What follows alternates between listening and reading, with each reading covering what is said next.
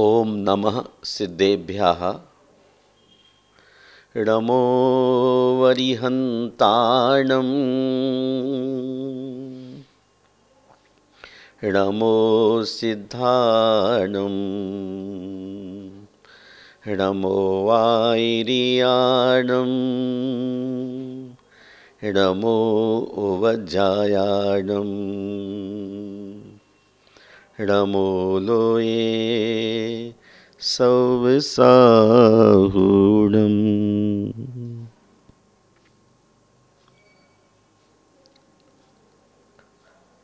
सड़क पर पड़ा नोट मुस्कुरा रहा था। मैंने पूछा, क्या बात है, इतना क्यों मुस्कुरा रहे हो? वह बोला, जो कोई मुझे देखता है झटपट उठा लेता है। मैं जमीन में नहीं जेब में रहता हूं, हाथों पर रखा जाता हूं। मेरे कारण झगड़े हो जाते हैं, लोग रोते बिलखते हैं। हर कोई मुझे अपना बनाने की कोशिश करता है और नाकामयाब होने पर द्वंद्व करता है। मैं सदा इंसान की कैद में रहता हूं। आज जरा बटुए से फिसल गया, उन्मुक्त हवा खा रहा हूं। स्वतंत्रता का अनंत आकाश मेरे सामने पसरा है, इसलिए आजादी की खुशी में मुस्कुरा रहा हूं। किंतु मेरी यह खुशी क्षणभंगुर है। कोई मूर्ख आता ही होगा जो मुझे उठाकर पुनः कैद कर लेगा। मुझे चार पैर वाले जानवर से भय नहीं, किंतु दो पैर वाले जानवर यानी श्रेष्ठ प्राणधारी मनुष्यों से भय है, क्योंकि वे देखते ही लपक कर मुझे उठा लेते हैं और मैं किसी का भी लिहाज नहीं करता हूं। जो मुझे अपना बना लेता है, अपना लेता है, बेखटके उसी का हो जाता हूं। सर्व प्राकृतिक सुविधाएं जो पशुओं के पास नहीं होती, उन सब से लैश मनुष्य की मूर्खता भी मेरी मुस्कुराहट का राज है। मेरा मस्तिष्क छनछना उठा एक रंगीन कागज के टुकड़े के आख्यान से। सच्ची तो कह रहा है, यह टुकड़ा धन किसी का नहीं होता, लेकिन इंसान धन का जरूर हो जाता है। इसका हर पल रुपये की सांकल से जो बंधा है। अचानक मेरी आंखों में मृत्यु सैया पर लेटा, कब्र में टांगे लटका एक वृद्ध चित्र उभर आया। एक वृद्ध कृषक खाट पर लेटा है, अंतिम श्वासें चल रही हैं। परिवार के सारे सदस्य अपनी सांसें थामे उसे निहार रहे हैं। मुख मिलान है, आंखें आर्द्र हैं। इतने दिनों का स्थायी साथी बिछुड़ रहा है।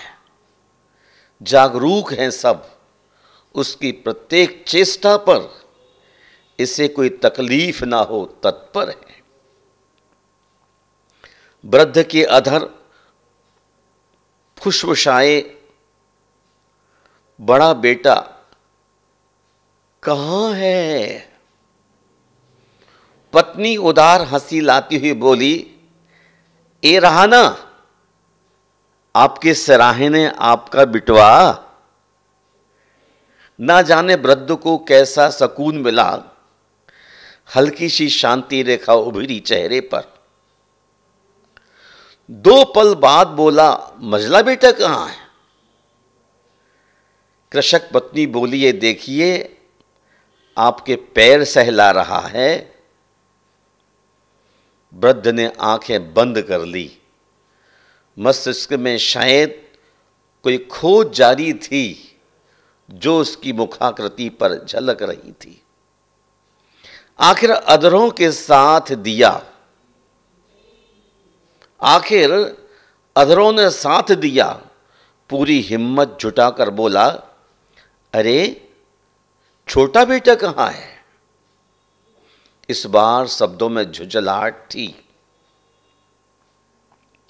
सभी लोग सोच रहे थे छोटे से ज्यादा प्यार करते थे, शायद इसीलिए उसकी अनुपस्थिति खटक रही होगी। उसका मुखड़ा देखना चाह रहे होंगे। सभी लोगों ने बड़ी तत्परता से पूरा प्यार उड़ेलते हुए कहा, अरे आप घबराइए मत, देखिए ये आपका छुटका लाडला आपके हाथ सहला रहा है। सुनते ही उस कृषक में ना जाने कहां से हिम्मत आ गई। झटक कर उठ पड़ा और पुरानी आदत में बोला, अरे तुम तीनों यहीं बैठे हो तो खेत में कौन होगा? क्या नहीं जानते कोई मवेशी घुस गया हो, फसल नष्ट हो जाएगी, सारी मेहनत पर पानी फिर जाएगा। अरे मूर्खो, मेरे सामने है हालत है तो मेरे मरने के बाद क्या होगा? अभी बात पूरी भी नहीं हो पाई थी कि वह गिर पड़ा। गिरते ही प्राण पखेरु उड़ गए। मोह का बंधन जटिल है, मौत छुड़ा रही है, किंतु आदमी फिर भी बंधना चाहता है। रुपया और मोह संसार के साथ ही आते हैं और साथ ही चले जाते हैं, ऐसा ज्ञात होता है। मानो दोनों सहोदर हैं। धन और धरती के बीच एक विशिष्ट आकर्षण है। धरती में एक साधारण गुरुत्वाकर्षण के अलावा एक खास ताकत होती है जो हमेशा धन को अपनी ओर खींचती है। इसलिए धरती के निवासी को अधिक संभल कर चलने की आवश्यकता होती है, चूंकि धन का स्थान मनुष्य के पैरों में है। जब धन माथे पर चढ़ जाता है तब जिंदगी को उन्मत्त बना देता है। अस्तु धन के मार्ग को जोश के साथ होशपूर्वक तय करें ताकि पैसा आपकी मंजिल ना बन पाए, वही रक्षक ही बना रहे, भक्षक न बन पाए। क्योंकि पैसा जरूरत तो है पर चाहत नहीं। जिंदगी के घर से पैसे के घाट तक तो अवश्य जाना है, किंतु उसी घाट पर अटक कर पूरा जीवन मत गवा देना। हर पल ख्याल रखना लक्ष्मी दीप शिखा की भांति अकंपित है। परिस्थिति रूपी हवा का कोई भी झोंका उसे कभी भी बुझा नहीं सकता। अस्तु धन का लोभ और धन का मद दोनों मिथ्या है। जो मनुष्य धन पाकर उन्मत्त नहीं होता वही सच्चा मनुष्य है। संपत्ति का स्वभाव है, जितना तिरस्कार त्याग करोगे उतनी पास आएगी। कहा भी है, एर्थो धर्मेण ते सत्या ये धर्मेण दिगस्तुताम धर्मम वै शाश्वतम लोके न जह्यात धन कांक्षया। धर्म का पालन करते हुए ही जो धन प्राप्त हो वही सच्चा धन है, और जो अधर्म से प्राप्त हो वह धन धिक्कार देने योग्य है। धन की इच्छा से शाश्वत धर्म का त्याग कभी नहीं करना चाहिए। कभी आपने ख्याल किया कि धर्मार्जित और मोहार्जित धन में कितना अंतर है? धर्म से अर्जित धन पहली बात तो व्यर्थ नष्ट नहीं होता। यदि कदाचित पूर्व पापोदय से नष्ट भी हो जाए तो उसके जाने के बाद दिल में एक अपूर्व सी शांति मन को बहलाती रहती है। इतना ही योग संयोग था, किंतु मोहार्जित कमाई में से एक भी पैसा नष्ट होता है तो सारा तन मन वातावरण उद्विग्न हो जाता है।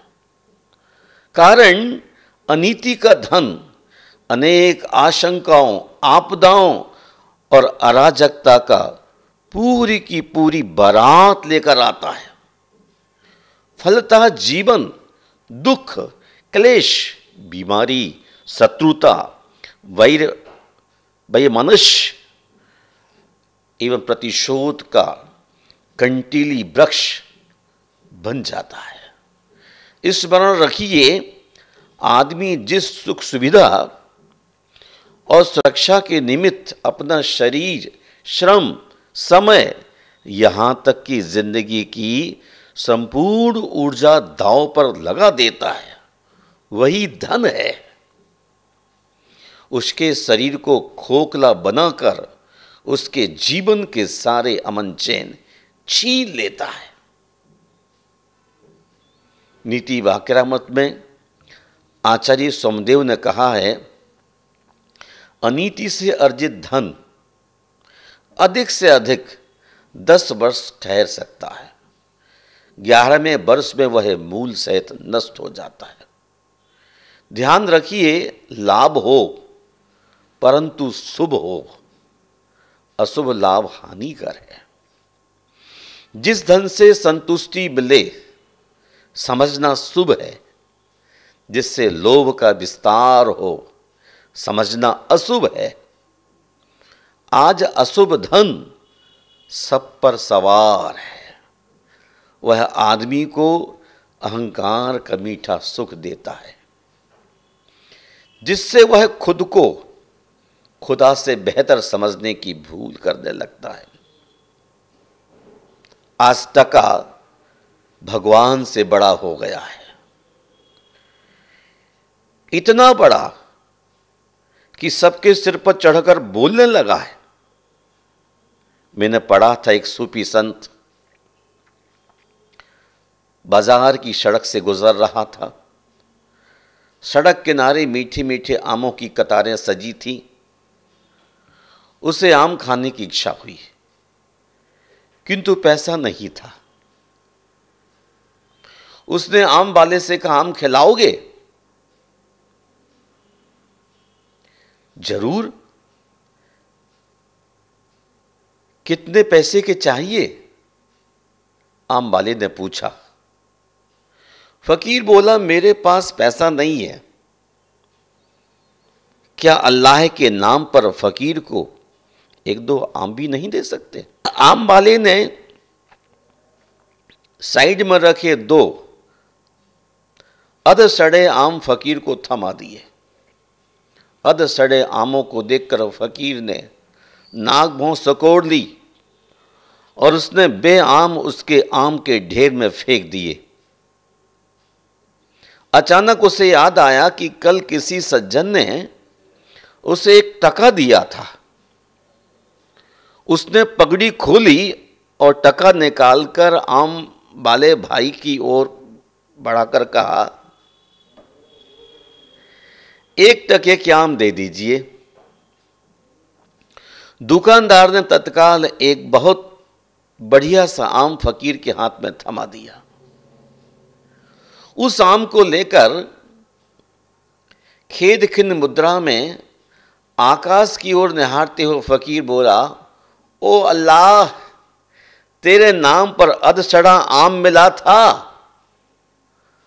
और इस टके के नाम पर इतना बढ़िया आम। रे अल्लाह,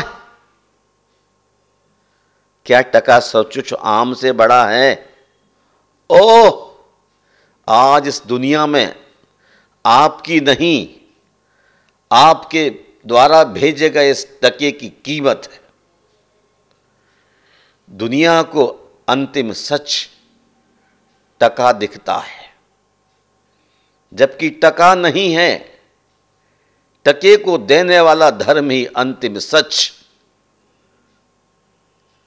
पैसा सुख सुविधा और सुरक्षा देता है, यह भ्रांति है। सच तो यह है कि जीव को पुण्य संपत्ति ही सुख सुविधा सुरक्षा देती है। लौकिक संपत्ति निमित्त मात्र है, मात्र जो साधन जुटाती है। पैसा साधन है, साध नहीं। पाथेय है, मंजिल नहीं।